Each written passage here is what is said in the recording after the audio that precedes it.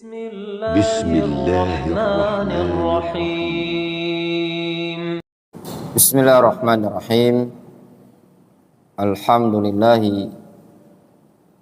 حمدا كثيرا طيبا مباركا فيه كما يحب ربنا ويرضى وأشهد أن لا إله إلا الله وحده لا شريك له وأشهد أن محمدا عبده ورسوله صلى الله عليه وعلى آله وأصحابه أجمعين أما بعد. Kita masuk kajian kita dari kitab Zadu Ahlil Quran liyaumi liqa'ir rahman, masuk pada bab al-mabhas as-sani, pada pembahasan yang kedua, al-ahadits as-sahiha al-warida fi fadailil qur'ani was-suwar, hadis-hadis yang sahih yang datang tentang keutamaan Al-Qur'an dan keutamaan surat. Di sini disebutkan hadis yang berkaitan dengan fadailul Quran. Kalau sebelumnya kita telah menyelesaikan ayat-ayat dari Al-Quranul Karim tentang keutamaan Al-Quran. Sekarang kita masuk pada bab hadis-hadis dari Nabi sallallahu alaihi wasallam yang menyebutkan keutamaan Al-Quran atau keutamaan surat-surat tertentu. Al-matlabul awwal, pembahasan yang pertama, fadlu qiraatil Qur'ani wa hifzihi wa ittiba'ihi wal amali bihi. Keutamaan membaca Al-Quran, menghafalkannya dan mengikutinya serta mengamalkannya. Keutamaan membaca Al-Quran, menghafalnya, mengikuti Al-Quran dan mengamalkan Al-Quranul Karim tadi. Di sini disebutkan fadlul Qur'ani ala sairil kalam, keutamaan Al-Quran di atas seluruh kalam, baik dia kalam al-anbiya wa kalamus sahaba wa kalamut tabi'in ataupun kalamin nas. Al-Quran jauh lebih afdol dibandingkan kalam al-bashar. Kenapa? Dikarenakan Al-Quranul Karim berasal dari Allah Azza wa Jalla, dan Al-Quran merupakan kalamullah wa sifatuhu, dan sifat Allah Azza wa Jalla. Al-Quranul Karim sesuatu yang tidak akan pernah sirna. Kenapa? Dikarenakan Al-Quran adalah sifat dari sifat Allah Azza wa Jalla. Thabata an Sahal ibni Sa'ad radhiyallahu anhu annahu qala, telah tetap dari Sahal ibni Sa'ad radhiyallahu anhu, beliau pernah mengatakan, kunna indan nabiyyi sallallahu alaihi wasallam julusan, dulu kami berada di samping Nabi sallallahu alaihi wasallam dalam keadaan sedang duduk-duduk. Faja'athu imra'atun ta'ridu nafsaha alaihi, tiba-tiba ada seorang wanita datang menawarkan dirinya kepada Rasul, pengen dinikahi. Fa khaffadha fiha an-nadhara wa rafa'ahu falam yuridha. Lalu Nabi sallallahu alaihi wasallam menundukkan pandangan kepada wanita tersebut, kemudian mengangkat lagi pandangan beliau, falam yuridha, namun Nabi sallallahu alaihi wasallam tidak berminat untuk menikahinya. Faqala rajulun min ashabihi, tiba-tiba ada seseorang dari kalangan sahabat Nabi sallallahu alaihi wasallam dia mengatakan zawijniha ya Rasulullah, nikahkan aku dengan dia ya Rasulullah. Lalu Rasul bertanya kepada orang tersebut, a'indaka min syai'in, apakah engkau punya sesuatu yang bisa dijadikan mahar?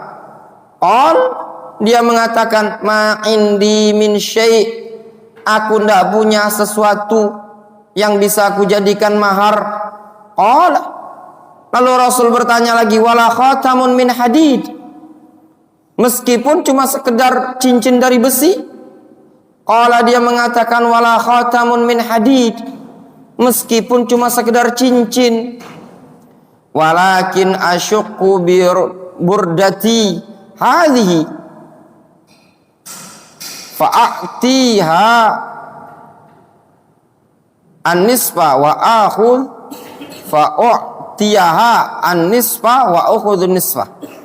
Akan tetapi kata laki-laki tersebut, dia mengatakan, aku siap merobek kainku ini, nanti ku kasihkan kepada perempuan tersebut separuhnya aku.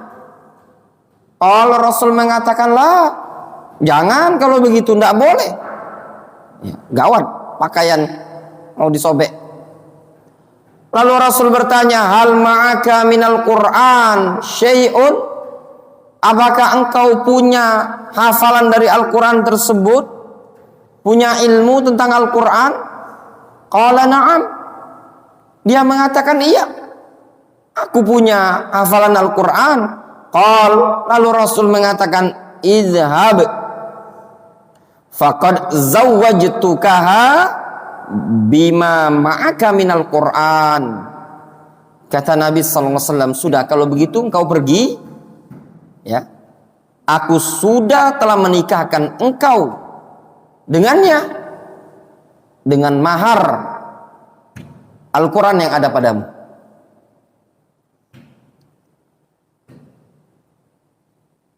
Wal burdah kisaun murabba' aswad fihi sagar.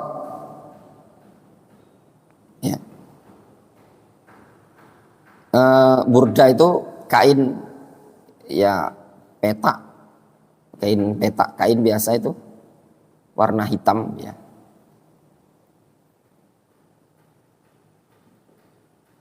Ada sedikit corak-corak gitu, namanya burdah. Waqad dallaha al-hadis ala anna ta'lim al-Qur'an lizawja yajuzu ayyakuna mahran laha mimman la yamliku mahran yasduquha bihi. Kata penulis buku ini, dalam hadis ini terdapat faedah bahwasannya mengajarkan Al-Quran kepada istri termasuk perkara yang dibolehkan untuk dijadikan mahar dari orang yang tidak memiliki mahar yang bisa dia jadikan untuk alat mahar. Bi khilafi ghairihi minal kalam, berbeda dengan kalam yang lain. Wa hadza yadullu ala azimi sya'nil Qur'ani wa fadlihi wa ahammiyati ta'allumihi wa ta'limihi. Ini menunjukkan agungnya kedudukan Al-Quran dan keutamaan Al-Quran, dan pentingnya mengajarkan Al-Quran, belajar Al-Quran dan mengajarkan. Antum paham? Yang namanya mahar, ya ikhwan, mahar biasanya benda, emas, cincin, kalung, ya enggak? Bahkan Rasul menanyakan, ada cincin enggak? Perhiasan. Berarti yang biasa dipakai untuk pernikahan di zaman Rasul, mahar itu benda.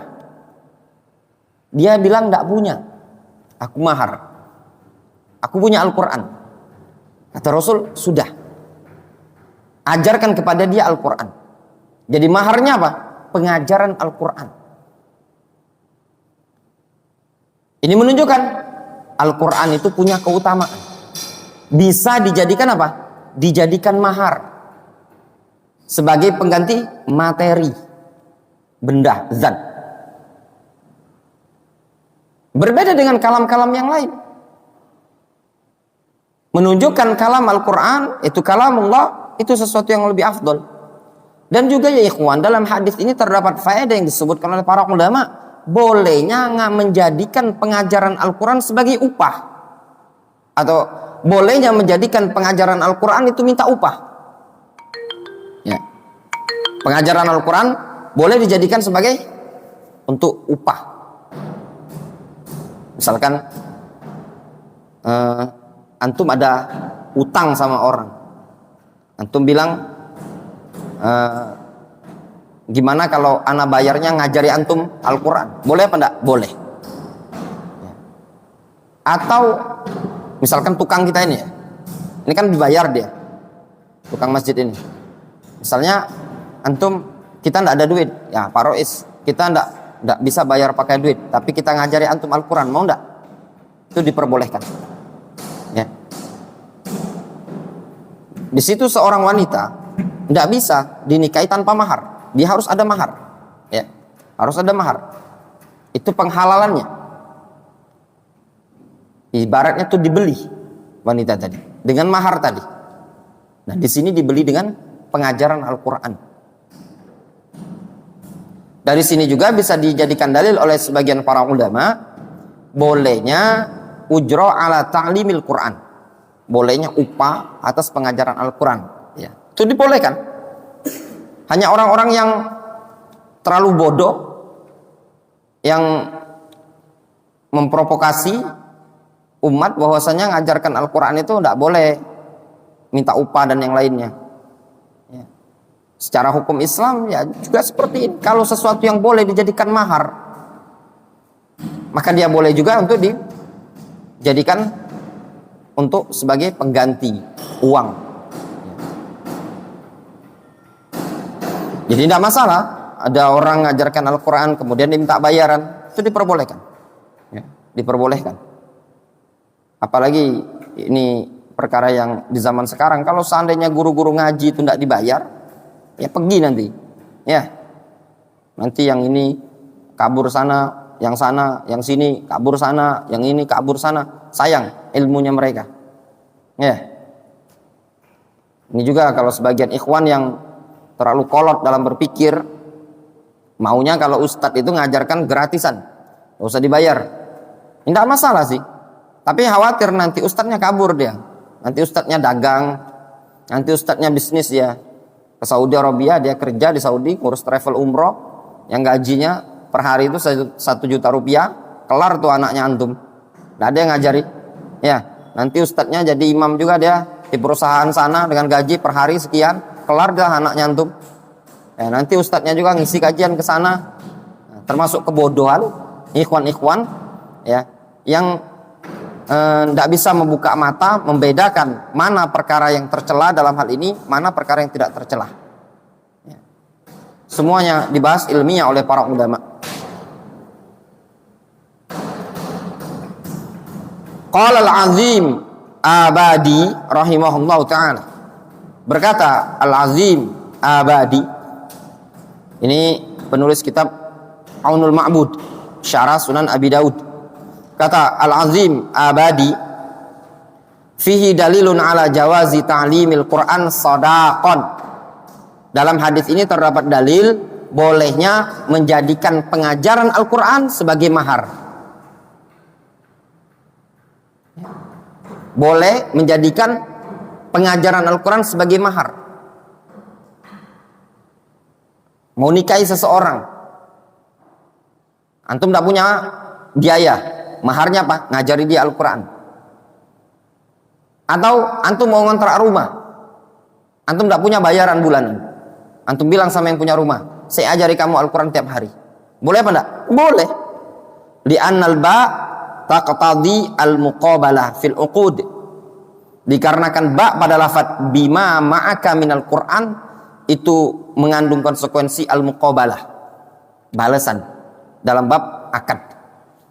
Li'annahu law lam yakun mahron lam yakun li su'alihi iyahu biqaulihi hal ma'aka minal Qur'ani syai'un ma'nan.